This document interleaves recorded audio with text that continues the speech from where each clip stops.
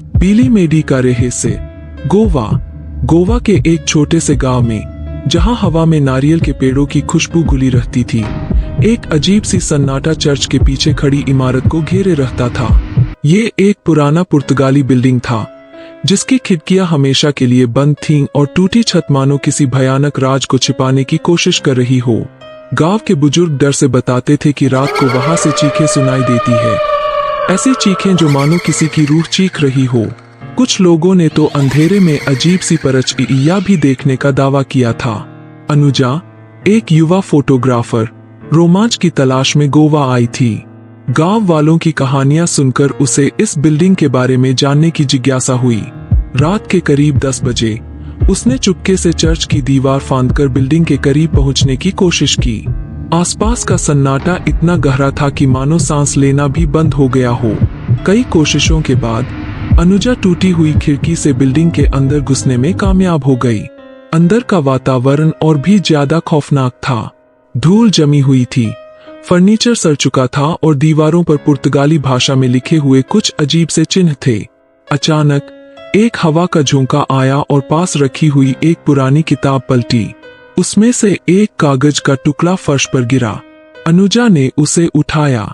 ये एक डायरी का पन्ना था, जिस पर पुर्तगाली में लिखा हुआ था, बीली मेडी, बदला पूरा हुआ।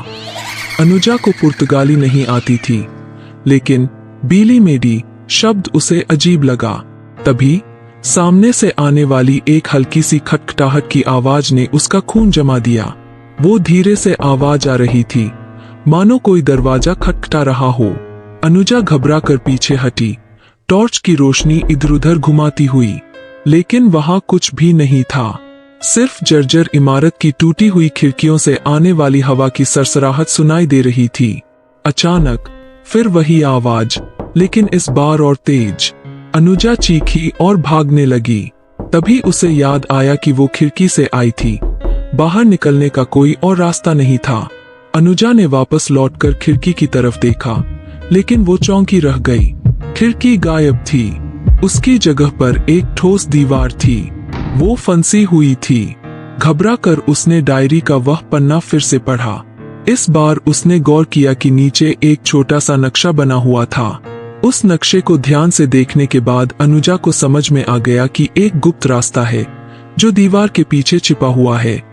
उसने टॉर्च की रोशनी से दीवार को टटोला और एक ढीली ईंट मिली। उसे हटाते ही एक संकरा रास्ता सामने आया। अनुजा उस रास्ते में घुसी और रेंगने लगी। कुछ देर बाद वो एक बड़े कमरे में निकली। कमरे के बीचों बीच एक मेज थी और उस पर एक कंकाल रखा हुआ था। कंकाल के हाथों में जंजीरें जकड़ी हुई थीं। अनुजा को अचानक समझ में आ गया, यह बीली मेडी था, कोई कैदी जिसे इसी इमारत में कैद करके रखा गया था। शायद उसने किसी से बदला लेने की कसम खाई थी और मरने के बाद भी उसकी वो आत्मा यही भटक रही थी। अनुजा कमरे से बाहर निकलने का रास्ता ढूंढ रही थी कि अचानक कमरे की दीवारों पर तस्वीरें उभरने लगीं। वो चलती हुई तस्वीरें थीं, मानो कोई कहानी बयान कर रही हो। तस्वीरों में एक पुर्तगाली जेलर था और एक गोवा की खूबसूरत लड़की। जेलर लड़की को जबरदस्ती पकड़ने की कोशिश कर रहा था, लेकिन वो लड़ रही थी। आखिरकार जेलर ने उसे मार डाला। अनुजा स्तब्ध रह गई। ये बीली मेडी नहीं, वो लड़की थी। उसी वक्त कमरे में एक ठंडी हवा का झोंका आया और अनुजा ने महसूस किया कोई उसे छू रहा है। उसने घबरा कर इधर उधर देखा, लेकिन वहां कुछ नहीं था। फिर एक उदास आवाज सुनाई दी, मुझे आजाद करो। अनुजा समझ गई, लड़की की आत्मा अब भी कैद थी, जेलर के किए गए अपराध की वजह से। अनुजा ने कमरे को ध्यान से देखा और उसे एक छोटी सी चाबी दीवार में जमी हुई मिली। वो कंकाल के हाथों में बंधी जंजीरों के ताले में बिल्कुल फिट बैठती थी। कांपते हाथों से अनुजा ने चाबी को ताले में डाला और उसे खोल दिया। उसी पल कमरे में रोशनी भर गई और हवा में सुगंध फैल गई। लड़की की आत्मा शांत हो गई थी। अनुजा ने वापस उस गुप्त रास्ते से निकलने की कोशिश की, लेकिन रास्ता गायब हो चुका था। दीवारें ठोस थीं, वो फंसी हुई थी। तभी उसे याद आया डायरी का वह नक्शा। नक्शे में एक छोटा सा निशान उस कमरे के कोने में बना हुआ था। अनुजा ने उस कोने को टटोला और एक पत्थर को हटाया। वहां से सीढ़ियां नीचे जाती थीं। वो सीढ़ियों से उतरी और खुद को चर्च के पीछे पाया। सूरज निकल रहा था। अनुजा जानती थी कि गांव वाले उसे देखेंगे तो उसे पागल समझेंगे, इसलिए वो चुपचाप वहां से निकल गई। लेकिन उसके दिमाग में सवालों का तूफान चल रहा था। वो लड़की कौन थी? उसका क्या नाम था? और जेलर का क्या हुआ? ये सवाल आज भी अनसुलझे हैं। लेकिन एक बात पक्की है, बिली मेरी कोई कैदी नहीं थी।